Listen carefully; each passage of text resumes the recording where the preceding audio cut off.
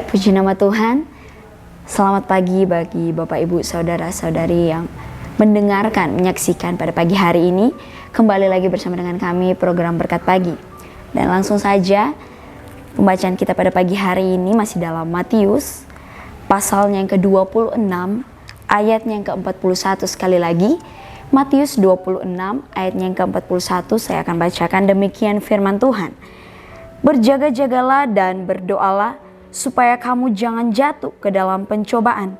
Roh memang penurut, tetapi daging lemah.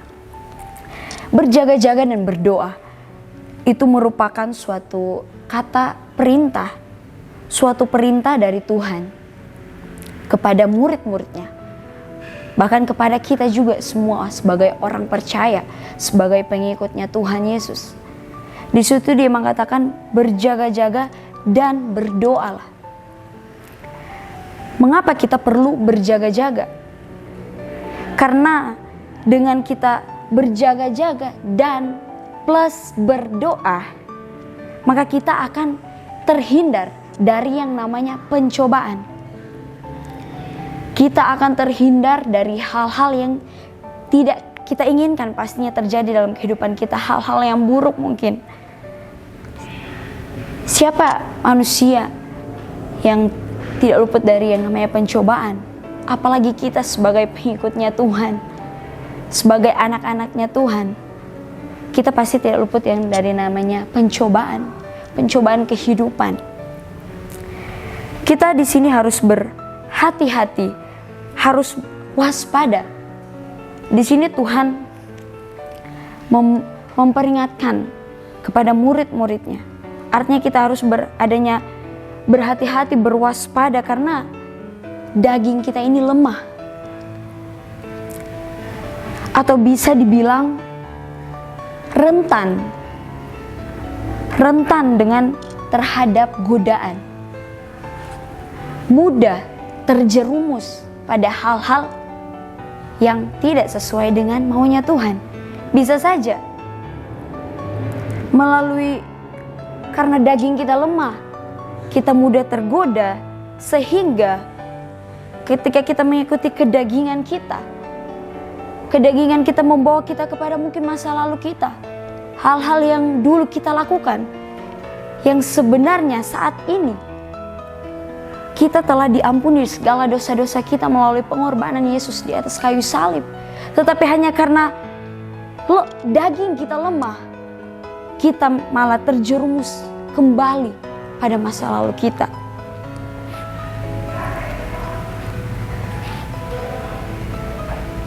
Ketika roh kita lemah dibandingkan daging, maka pasti berbagai hal-hal jahat, hal-hal buruk berpotensi menghancurkan kehidupan kita. Bagaimana?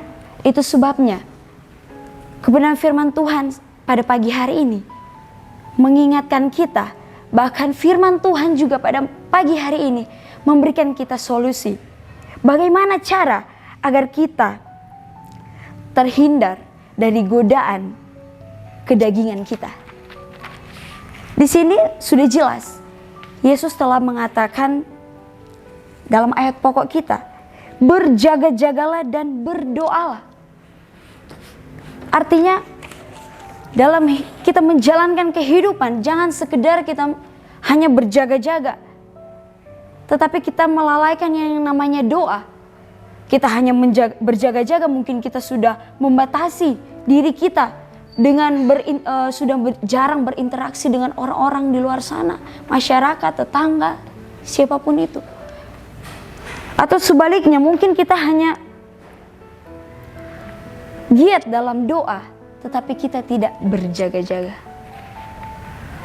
Tetapi melalui kebenaran firman Tuhan pada pagi hari ini, Tuhan mengingatkan kita bukan hanya pada murid-muridnya saja. Biarlah dalam kita menjalankan setiap kehidupan kita di dunia ini, kita berjaga-jaga plus berdoa.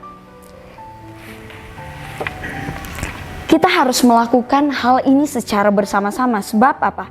Ini adalah kunci utama agar kita tidak tergoda pada jebakan iblis. Yang seringkali jebakan iblis itu dia masuk melalui segala macam keinginan daging kita. Contohnya mungkin pada hari Minggu. Ini adalah tantangan besar bagi orang-orang percaya.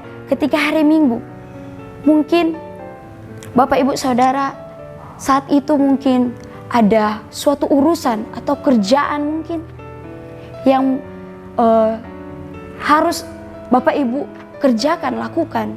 Tetapi pada saat itu adalah hari Minggu, adalah di mana hari kita beribadah kepada Tuhan, di mana kita harus pergi ke rumah Tuhan.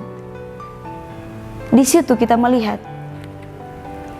apa yang akan kita turuti, kedagingan kita kah? Kita mengikuti, menjalankan, mengerjakan pekerjaan kita, kesibukan kita, atau kita akan tetap pergi ke rumah Tuhan.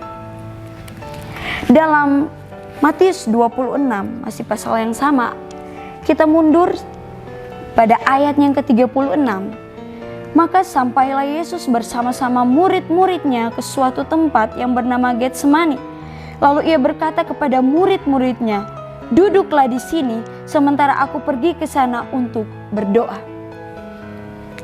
Sebelum Tuhan Yesus berdoa di Taman Getsemani, Tuhan sudah mengingatkan murid-muridnya. Tuhan sudah menasihati murid-muridnya agar apa? Berjaga-jagalah dan berdoalah. Tetapi apa yang terjadi Bapak Ibu Saudara?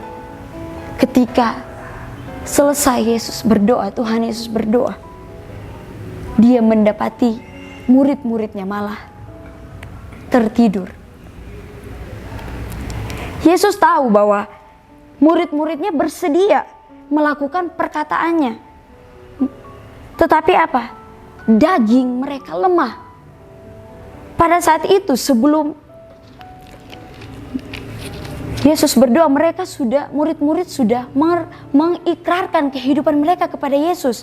Pada ayatnya yang ke-35, kata Petrus kepadanya, "Sekalipun aku harus mati bersama-sama engkau, aku takkan menyangkal engkau." Semua murid yang lain pun berkata demikian juga. Tetapi ketika apa yang terjadi? Ketika Tuhan menasihati pada saat mereka berada di Taman Getsemani untuk berjaga-jaga dan berdoa, mereka malah mengikuti kedagingan mereka. Mungkin mereka saat itu capek, mata mereka mungkin begitu berat, tapi mereka malah mengikuti kedagingan mereka. Karena tidak berjaga-jaga dan berdoa, mereka rentan jatuh dalam pencobaan. Artinya di sini bahwa murid-murid tidak mengindahkan perintah dari Tuhan Yesus. Mereka menganggap remeh. Itu sebabnya melalui kebenaran firman Tuhan pada pagi hari ini, biarlah kebenaran firman Tuhan ini boleh mengingatkan kita. Biar firman Tuhan ini menjadi penuntun kehidupan kita. Amin untuk kebenaran firman Tuhan. Tuhan Yesus memberkati. Immanuel, Allah beserta kita. Kami perlu Kau Tuhan.